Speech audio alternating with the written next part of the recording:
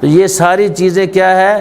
کیونکہ ہم جو ہے دین سے دور ہیں، ہمارے پاس دین ہمارے نزدیک نہیں ہے، تو پھر ہمیں یہ چیزیں کیا لگتی ہیں؟ اجنبی لگتی ہیں۔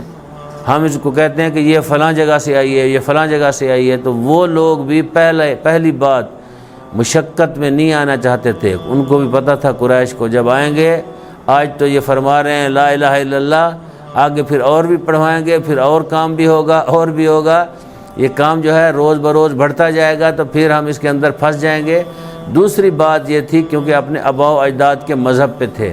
تیسری بات کیا تھی؟ ان کے اندر تعصب تھا، اس لیے نہیں مانا کہ آپ صلی اللہ علیہ وآلہ وسلم کہتے یہ تو کل کا بچہ ہے، یہ تو ہمارے خاندان کا سب سے چھوٹا فرد ہے، یعنی وہ یہ سمجھتے تھے، جبکہ ان کو پتہ نہیں تھا کہ یہ الہی نمائندہ ہے اور اس میں خاندان یا افراد کا تعلق نہیں ہے، اس میں فقط تعلق ہے تو کس چیز کا تعلق ہے؟ صلاحیت کا تعلق ہے۔ یہ وہ ہستی ہے کہ جس کے اندر یہ صلاحیت تھی، اللہ نے نبوت کو یہاں رکھ دیا۔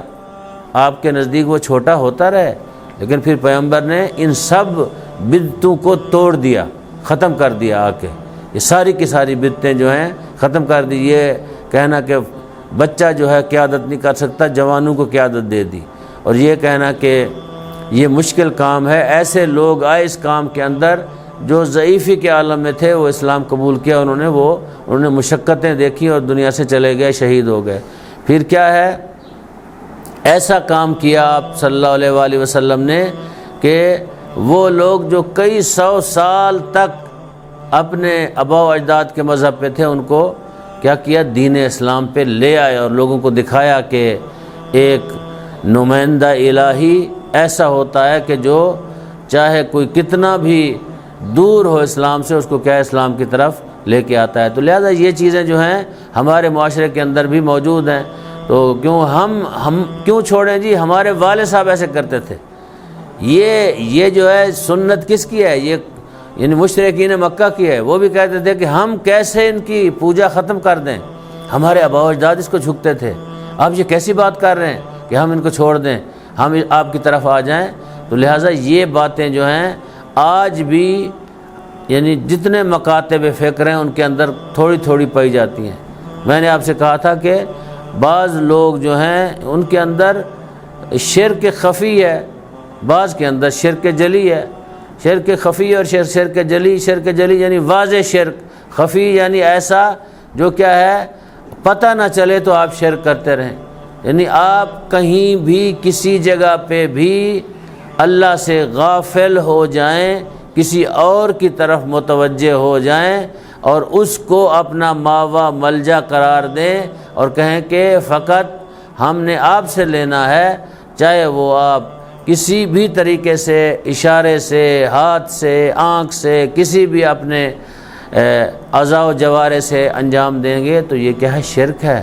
اللہ اس کو پسند نہیں کرتا۔ اللہ تعالیٰ فرماتا ہے کہ شرک جو ہے ظلم عظیم ہے، قرآن حکیم میں اللہ تعالیٰ نے فرمایا۔ تو رسول کس لیے آئے تھے؟ شرک کو مٹانے کے لیے۔ تو مکہ کی سرزمین پہ آپ نے یہ ساری چیزیں منوائیں اور اس چیز پہ آ کے لوگ رکے۔ ان کی کچھ وجوہات میں نے آپ کو عرض کی، لیکن بہت ساری اور وجوہات بھی ہیں ان لوگوں کی کیوں انہوں نے اس بات کو قبول نہ کیا۔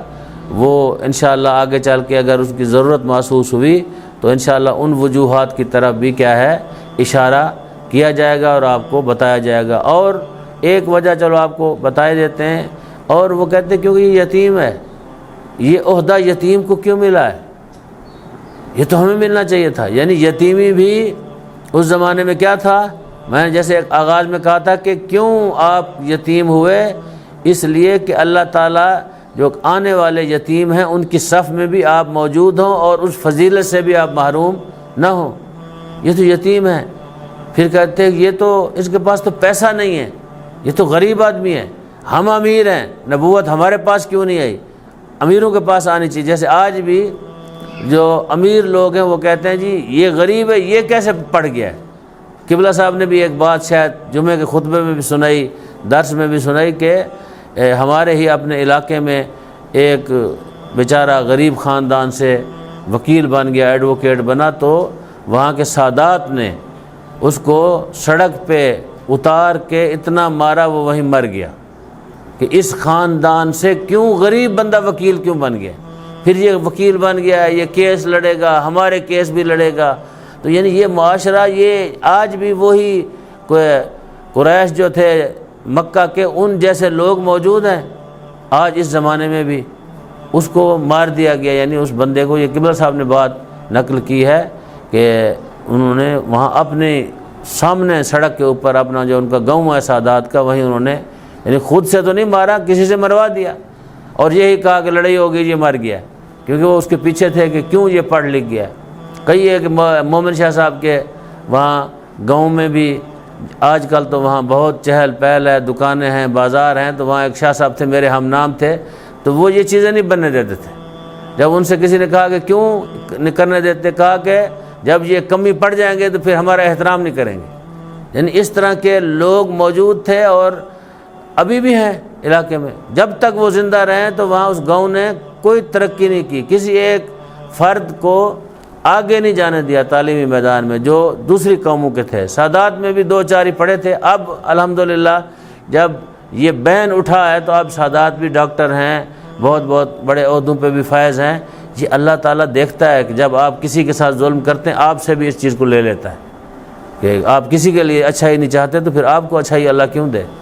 تو آج اسی گاؤں کے لوگ جرمنی کے اندر بھی موجود ہیں, ان کے ہمسائے ہیں وہاں جرمنی کے اندر, انجینئر ہیں اور مختلف اور بھی لوگ ہیں جو مختلف ممالک کے اندر پڑھ رہے ہیں وہاں پہ. یہ تو اس گاؤں کے لیے فخر ہونا چاہیے, نہ یہ کہ بندہ جو ہے وہاں مشرکین مکہ کی طرح آ جائے, جی یہ یتیم کو نبوت کیوں مل گئی ہے, یہ غریب کو نبوت کیوں مل گئی ہے, یہ کیوں عہدے پہ فیض ہو گیا, پیسہ ہمارے پاس ہے, مال ہمارے پاس ہے.